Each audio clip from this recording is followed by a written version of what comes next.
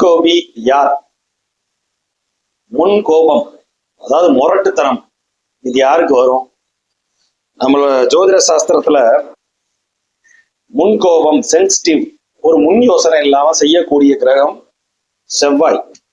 எதுலையுமே ஒரு மூர்க்கத்தனம், எல்லாத்துலயும் ஒரு வேகமா முடிவெடுக்கிறது கூட இல்ல, சட்டு சட்டுன்னு செயல்படுறது, எல்லாமே ஆக்ஷன் தான், நோ ரியாக்ஷன், எல்லாம் ஆக்ஷன், இறங்கினா தடால் அடிதான்.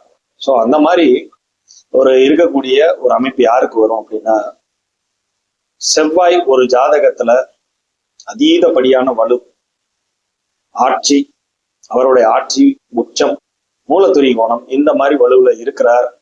லக்னம் லக்னாதிபதியோட தொடர்பு கொண்டு 5ஆம் இடம் 9ஆம் இடத்துலையும் தொடர்பு கொண்டு நல்ல வலுவுல பாவிகளோட பங்கப்படாம, இப்ப ராகு கூட சேர்ந்துட்டாருன்னா கடும் முன்கோபி, அதாவது சுத்தமா ஒரு முன் யோசனையே இல்லாம யார வேணாலும் ஒரு எடுத்தறிஞ்சு பேசுவது, கோபத்தோட உச்சிக்கு போயிட்டு அப்புறம் எப்படி கீழே இறங்குறது, இந்த மாதிரி ஒரு தன்மையெல்லாம் இருக்கவே செய்யும், இயற்கையாவே இருக்கும்.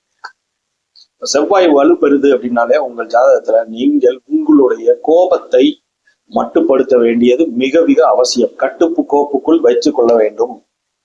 செவ்வாய் வலுக்குதா ஜாதகத்துல, கோபதாபமான சென்சிட்டிவான விஷயங்கள்ல நீங்க உங்களை கண்ட்ரோலா வச்சுக்கணும். செவ்வாய் உங்கள் ஜாதகத்துல 1, 5, 9 தொடர்பு கொண்டிருந்தாலும், லக்னாதிபதி லக்னத்தோட தொடர்பு கொண்டிருந்தாலும், அதீதப்படியான வலுவுல இருந்தாலும், திக்பலத்துல இருந்தாலும் கூட இந்த இதெல்லாம் வரும்.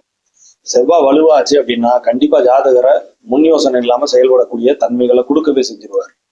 சோ செவ்வாய் உங்கள் ஜாதகத்துல வலுத்து இருக்கிறா, கோபத்தை கட்டுப்படுத்த பழகி கொள்ளுங்கள். இல்லைன்னா சுத்தி இருக்கிறவங்களை நம்ம நிறைய பேரை இழக்க வேண்டிய தன்மைக்கு உள்ளாக்கிடுவார்.